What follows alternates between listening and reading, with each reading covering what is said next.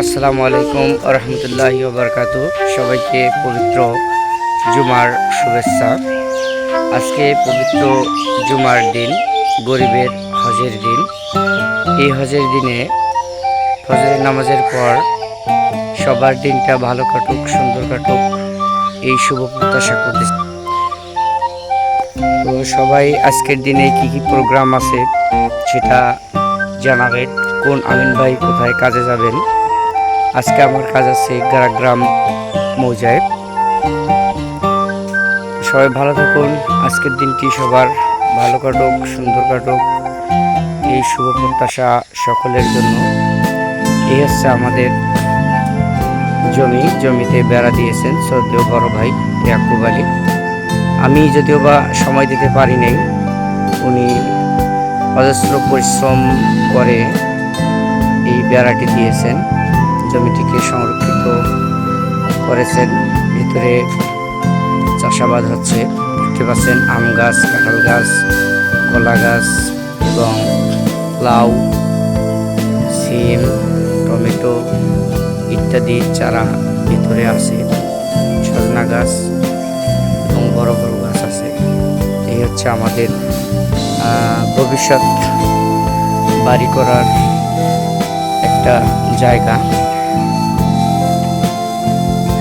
Road সংলগ্ন, সাথে রোডের সাথেই হচ্ছে জমিটি।